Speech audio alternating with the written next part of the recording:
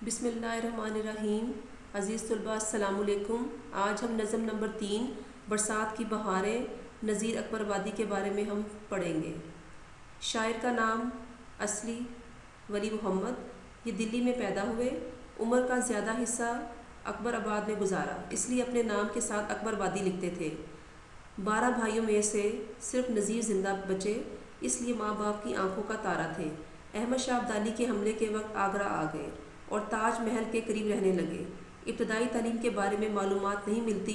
अरबी, फ़ारसी, हिंदी और दूसरी ज़ुबानों पर अबूर हासिल है। मिजाज इनका कलंदराना है। नवाब सादत अली ख़ान ने लखनऊ बुलवाया मगर ना गए। मिथिला में कुछ अरसा मौलम रहे मगर जल्दी नौकरी छोड़कर आगरा आ गए। लाला बिलास राम के बच्चों के उस्ताद रहे। आखिरी उम्र इनकी तवील उम्र पाई मगर फालिज की बीमारी के बायस इंतकाल कर गए। अदबी ज़िंदगी इनकी अवामी शायर थे और आज़ाद तबीयत के मालिक थे। इनकी नज़में तवील, इखलाकी और इस्लाही नज़में इनकी थीं। ज़बान इनकी सादा और आम फहम थी।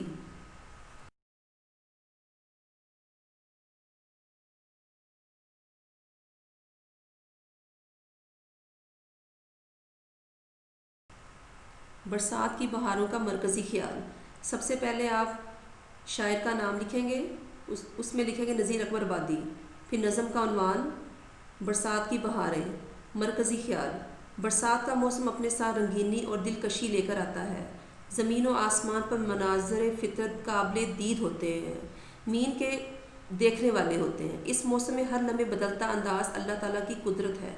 तमाम मखलूक़ात इसकी कुदरत की मुअत्तरफ़ हैं।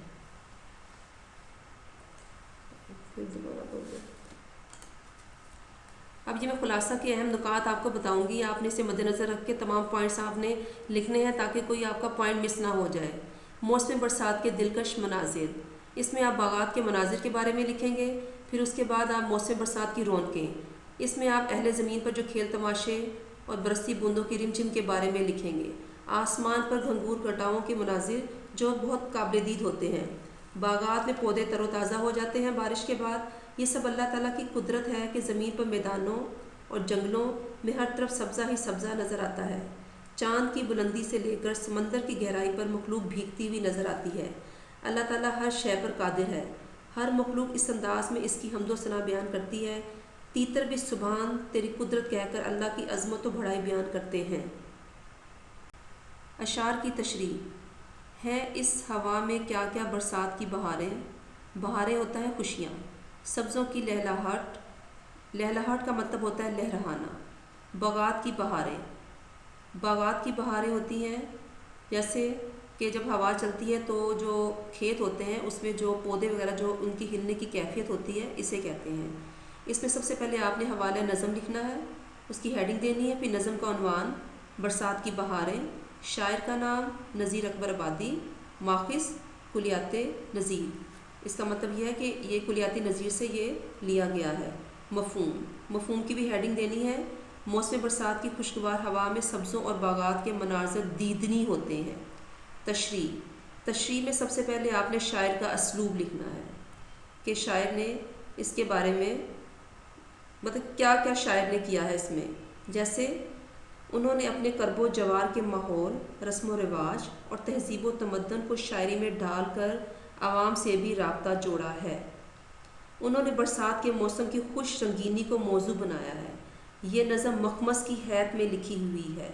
मखमस से मुराद ऐसी नज़म जिसमें मिसरों की तादाद 5 हो और तरजीबन नज़म है जिसमें टेप का मिसरा है। टेप के मिसरे से मुराद है कि किसी नज़म के हर बंद में अगर एक ही मिसरा बार बार दोहराया जाए, इसे टेप का मिसरा कहते हैं।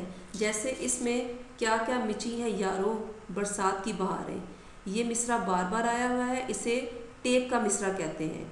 अब मैं अब तशरीह की तरफ आऊँगी। पहले तो मैंने आपको शायर का असलूब बताया था और यह असलूब आपने हर शेर में सबसे पहले लिखना है, क्योंकि मैंने सिर्फ पहले शेर में ये लिखा है और बाकी शेर में मैंने नहीं लिखा। लेकिन आपने हर शेर की तशरीह से पहले आपने शायर का यही असलूब लिखना है और उसके बाद फिर आपने तशरीह अपनी शुरू करनी है। नज़ीर अकबर आबादी मौसम बरसात में मस्त हवाओं से पेड़ पौधों के लहलाने की मंजर कशी करते हैं। सबसे पहले आपने इसमें मौसम बरसात के आगाज़ से पहले की कैफियत लिखनी है کیا کیفیت ہوتی ہے؟ شدید گرمی ہوتی ہے، دھوپ میں ہر جاندار شدت سے بے چین ہوتا ہے، پیڑ پودے مرجھا رہے ہوتے ہیں، لو چل رہی ہوتی ہے، زمین پر ہر طرف انسان و حیوان پریشان دکھائی دیتے ہیں، اور لو میں ہلنے والے نیم مرجھائے پیڑ پودے یوں نظر آتے ہیں جیسے وہ اس ماحول سے دور بھاگنے کی کوشش کر رہے ہوں۔ پھر اس کے بعد آپ نے برسات کا لکھنا ہے موسم، کہ جیسے اس کا آغاز ہوتا ہے تو ہر چیز میں تبدیلی آ جاتی ہے، ہوا خوشگوار ہو جاتی ہے، پیڑ پودوں میں تازگی آ جاتی ہے، ہوا میں لہلاتے پیڑ پودے خوشی سے جھومتے دکھائی دیتے ہیں، باغات میں ہر طرف رونقیں ہی رونقیں دکھائی دیتی ہیں۔ اس کے بعد آپ نے حوالہ شعر بھی لکھنا ہے۔ یہ گھٹائیں اودی اودی، یہ بہار کا زمانہ، بڑا دل فریب ہے منظر، برسات دے رہی ہیں۔ شعر نمبر 2، بوندوں کی جمجماہٹ، قطرات کی بہاریں، ہر بات کے تماشے، ہر گات کی بہاریں۔ جمجماہٹ ہوتا ہے روشن، قطرات ہوتا ہے قطرے، بہاریں ہوتا ہے خوشیاں، گھات ہوتا ہے موقع۔ اس کے بعد آپ نے حوالہ نظم کا عنوان، شاعر کا نام، ماخذ، یہ آپ نے پہلے جو شعر میں نے بتایا تھا طریقہ، اسی طریقے سے آپ نے لکھنا ہے۔ پھر اس کے بعد مفہوم ہے، موسم برسات میں برستی بوندوں کی رم جھم میں اہل زمین کے اپنے اپنے انداز میں کھیل تماشے، برسات کی ہی رونقیں ہیں۔ تشریح، سب سے پہلے شاعر کا اسلوب جو کہ پہلے شعر میں بتا دیا گیا ہے۔ اس کے بعد آپ نے اسلوب کے بعد آپ نے یہ لکھنا ہے کہ اس شعر میں مین بات کیا کی گئی ہے۔ جیسے اس میں یہ بتایا گیا ہے، موسم برسات میں برستی بوندوں اور اہل زمین کے کھیل تماشوں کی منظر کشی کی گئی ہے ان دونوں اس اشعار میں۔ وہ کہتے ہیں کہ موسم برسات میں بوندوں کے گرنے کی آواز بہت اچھی لگتی ہے، ایسے میں اہل زمین کے اپنے اپنے انداز میں کھیل تماشے شروع ہو جاتے ہیں۔ اس میں بھی آپ نے اس کے بعد موسم برسات میں جو گرمی کی شدت ہے، سب سے پہلے آپ نے اس کے بارے میں لکھنا ہے۔ پھر اس کے بعد آپ نے جب برسات شروع ہوتی ہے تو اس کے منظر کو آپ نے تفصیلی بیان کرنا ہے۔ اس میں یہ ہوتا ہے کہ جب موسم برسات کا آغاز ہوتا ہے تو ان کی خوشیوں کا کوئی ٹھکانہ نہیں ہوتا، تو آسمان سے برستی بوندوں کی چمک آنکھوں کے لیے ایک دلکش نظارہ پیش کرتی ہے۔ ہر طرف لطف اٹھانے کے لیے انسان و حیوان کھیل تماشے شروع کر دیتے ہیں۔ شعر نمبر 3، بادل ہوا کے اوپر وہ مست چھا رہے ہیں، جھڑیوں کی مستیوں سے دھومیں مچا رہے ہیں۔ مست کا مطلب ہوتا ہے مزہ، جھڑیوں کا مطلب ہے مسلسل بارش، دھومیں شور شرابہ۔ اس کے بعد آپ نے حوالہ نظم کا عنوان، شاعر کا نام اور پھر ماخذ کا لکھنا ہے۔ اس کے بعد مفہوم، موسم برسات میں ہوا کے کندھوں پر سوار بادل آسمان پر ہر طرف دھومیں مچاتے دکھائی دیتے ہیں۔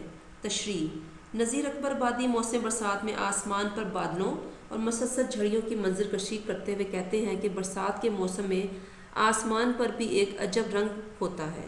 آسمان بیشتر وقت بادلوں سے ڈھکا رہتا ہے، کئی روز تک رہنے والی جھڑیوں سے ماحول میں رونقیں اور بھی بڑھ جاتی ہیں۔ لوگ موسم سے لطف اندوز ہونے کے لیے گھروں سے باہر نکلتے ہیں، پارکوں کا رخ کرتے ہیں اور خوشیاں مناتے ہیں اور مزے کے کھانے بناتے ہیں۔ دراصل موسم برسات سے قبل شدید گرمی نے اہل زمین کا جینا دو بھر کیا ہوتا ہے، ہر جاندار بے چین اور پریشان دکھائی دیتا ہے، جس کی وجہ سے ہر کوئی موسم میں خوشگوار تبدیلی کا منتظر ہوتا ہے۔ ایسے میں جو آسمان پر بادل آتے ہیں تو جھڑیاں لگتی ہیں، وقفے سے بارش ہوتی ہے۔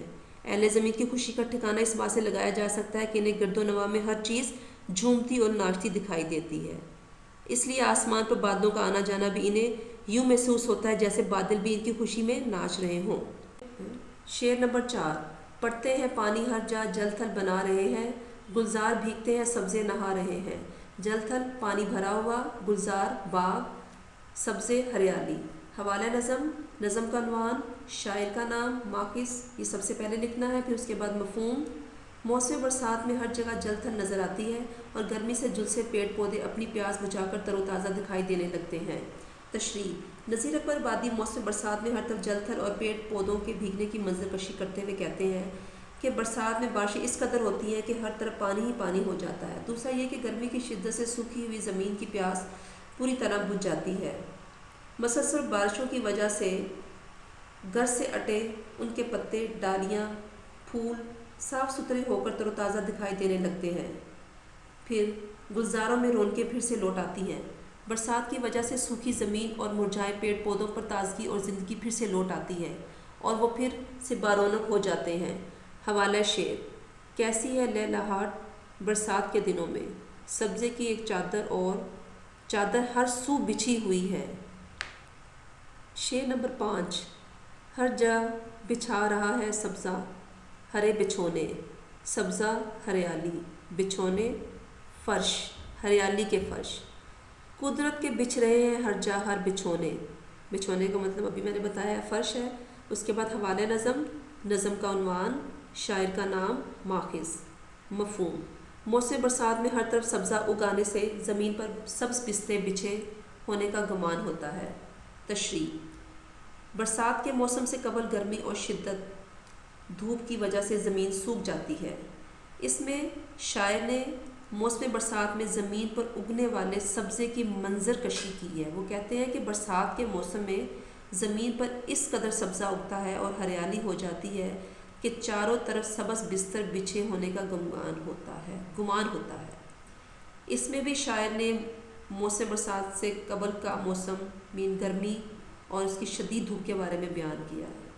اس کے بارے میں آپ تفصیل سے لکھیں گے۔ پھر آپ برسات کا آغاز جو ہوتا ہے تو اس کے بارے میں پھر آپ لکھیں گے کہ جب برسات کا موسم شروع ہوتا ہے تو زمین پر پودے اگنا شروع ہو جاتے ہیں، ہر طرف سبزہ سبزہ نظر آتا ہے، تو ایسے لگتا ہے جیسے چاروں طرف سبز قالین بچھے ہوئے ہوں، زمین پر ہر طرف سبزوں کی رونقیں بہاریں۔ صرف یہ اللہ ہی کی قدرت ہے، بے شک اللہ بہت بڑا کارساز ہے۔ شعر نمبر 6: جنگلوں میں ہو رہے ہیں پیدا ہر بچھونے فرش، بچھوا دیے ہیں حق نے کیا کیا ہرے بچھونے۔ حق قدرت۔ حوالہ نظم کا عنوان، شاعر کا نام، ماخذ۔ مفہوم: موسم برسات میں جنگلوں اور میدانوں میں ہر طرف سبزے کے قدرتی مناظر دلکش اور قابل دید ہوتے ہیں۔ مطلب کہ جو ہر طرف سبزہ ہی ہوتا ہے تو اس کے مناظر ہمیں دیکھنے میں بہت اچھے لگتے ہیں۔ تشریح: شاعر نے برسات کے موسم میں زمین پر اگی ہوئی سبز گھاس کو ہرے بچھونے کہا ہے۔ وہ کہتے ہیں کہ برسات کے موسم میں جنگلوں کی رونقیں بھی بحال ہو جاتی ہیں، نئے پودے اگاتے ہیں جس کی وجہ سے جنگلوں میں پھر سے ہریالی ہو جاتی ہے۔ دراصل برسات سے قبل گرمی اور شدید دھوپ ہوتی ہے۔ ہر شعر میں آپ نے تشریح جب کرتے ہیں اس میں آپ نے برسات سے پہلے کا موسم، مطلب کہ گرمی کی شدت کے بارے میں بتانا ہے، پھر اس کے بعد آپ نے جو برسات کے بعد کی جو کیفیت ہوتی ہے اس کے بارے میں بتانا ہے کہ یہ شاعر اس شعر میں کیا کہہ رہا ہے۔ یوں لگتا ہے جیسے جنگلوں میں بھی کسی نے سبز قالین بچھا دیے ہیں۔ موسم برسات میں ہر طرف سبزے کی رونقیں بہاریں، اللہ ہی کی قدرت ہے، بے شک اللہ ہر چیز پر قادر ہے۔ شعر نمبر 7: سبزوں کی لہلہاٹ، کچھ ابر کی سیاہی اور چھا رہی گھٹائیں سرخ اور سفید کاہی۔ لہلہاٹ ہوتا ہے لہرانا، ابر ہوتا ہے بادل، سیاہی کا مطلب ہے کالی گھٹا، کاہی کا مطلب ہے ہلکا سبز رنگ۔ حوالہ نظم کا عنوان، شاعر کا نام، ماخذ۔ پھر اس کے بعد آپ نے مفہوم لکھنا ہے۔ موسم برسات میں زمین پر سبزوں اور آسمان پر بادلوں اور گھٹاؤں کے مناظر دلکش ہوتے ہیں۔ تشریح: نذیر اکبر آبادی موسم برسات میں زمین و آسمان کی منظر کشی کرتے ہوئے کہتے ہیں کہ برسات کے موسم میں زمین پر سبزوں کی بہاریں ہیں تو آسمان پر بادلوں اور گھٹاؤں کے مناظر دل فریب اور دلکش ہوتے ہیں۔ اس شعر میں شاعر نے آسمان کی جو کیفیت ہے اس کے بارے میں بتایا ہے اور زمین کے بارے میں بھی۔ برسات کا موسم بھی عجب رنگینیاں رکھتا ہے، مسلسل بارشوں کی وجہ سے مردہ زمین پھر سے زندہ ہو جاتی ہے اور گھاس اور پودے اگتے ہیں اور ہر طرف ہریالی ہی ہریالی نظر آتی ہے۔ خوشگوار ہوائیں چلنے لگتی ہیں، ان ہواؤں سے پودے بھی لہلاتے ہیں، گھنے سیاہ بادلوں کے سائے میں لہلاتے پیڑ پودوں کے مناظر قابل دید ہوتے ہیں۔ ہواؤں پر سوار بادل آتے جاتے ہیں، اودی اور بھنگور گھٹائیں چھا جاتی ہیں، یہ سب اللہ ہی کی قدرت ہے۔ شعر نمبر 8: سب بھیگتے ہیں گھر گھر لے ماہ تا بہ ماہی، یہ رنگ کون رنگے تیرے سوا الہی۔ ماہ ہوتا ہے چاند، ماہی ہوتا ہے مچھلی۔ حوالہ نظم کا عنوان، شاعر کا نام، ماخذ۔ مفہوم: موسم برسات میں اللہ تعالیٰ کی قدرت سے چاند کی بلندی سے لے کے سمندر کی گہرائیوں تک تمام مخلوقات پر بارش ہوتی ہے۔ اکبر آبادی موسم برسات میں بارشوں کی بہتات اور اس موسم میں اللہ کی قدرت کے کرشموں کے بارے میں بیان کرتے ہیں۔ وہ کہتے ہیں کہ اس موسم میں اس قدر بارشیں ہوتی ہیں کہ زمین پر اور فضا میں ہر چیز بھیگتی ہوئی نظر آتی ہے، میدانوں، جنگلوں، پہاڑوں، صحراؤں اور سمندروں پر غرض ہر جگہ بارش ہوتی ہے، یہاں تک کہ چاند کی بلندی سے لے کر سمندر کی گہرائی تک کوئی مخلوق ایسی نہیں جس پر بارش نہ ہوتی ہو۔ موسم برسات میں طرح طرح کے مناظر اور رنگ دکھائی دیتے ہیں۔ شعر نمبر 9۔ کیا کیا رکھے ہیں یا رب سمانے تیری قدرت، بدلے ہے رنگ کیا کیا ہر آن تیری قدرت۔ آن ہوتا ہے شان، حوالہ نظم، نظم کا عنوان، شاعر کا نام، ماخذ، مفہوم۔ اے اللہ، ہر لمحے بدلتا انداز اس بات کی شہادت ہے کہ تیری قدرت کا دائرہ کار بہت وسیع ہے۔ نذیر اکبر آبادی اللہ تعالیٰ کی تعریف بیان کرتے ہوئے کہتے ہیں کہ موسم برسات میں ہر لمحے موسم کروٹ لیتا ہے اور ہر لمحے قدرت کے مختلف انداز اور رنگ دکھائی دیتے ہیں۔ کبھی دھوپ ہوتی ہے، کبھی چھاؤں، کبھی بارش ہونے لگتی ہے تو کبھی سورج آنکھیں دکھاتا ہے، کبھی حبس کا راج ہوتا ہے۔ موسم برسات ایک ہی موسم کا نام ہے، لیکن اس کے اندر بھی کئی موسم انداز پنہاں ہوتے ہیں۔ بے شک یہ سب سامان اللہ ہی کی قدرت کا نتیجہ ہے، اگرچہ اللہ ہر چیز پر قادر ہے۔ شعر نمبر 10۔ سب مست ہو رہے ہیں پہچان تیری قدرت، تیتر پکارتے ہیں سبحان تیری قدرت۔ مست کا مطلب ہے مزہ، سبحان ہوتا ہے خدا کی پاکی بیان کرنا۔ تیتر ایک پرندے کا نام ہے۔ حوالہ نظم، نظم کا عنوان، شاعر کا نام، ماخذ۔ اس کے بعد آپ نے مفہوم لکھنا ہے۔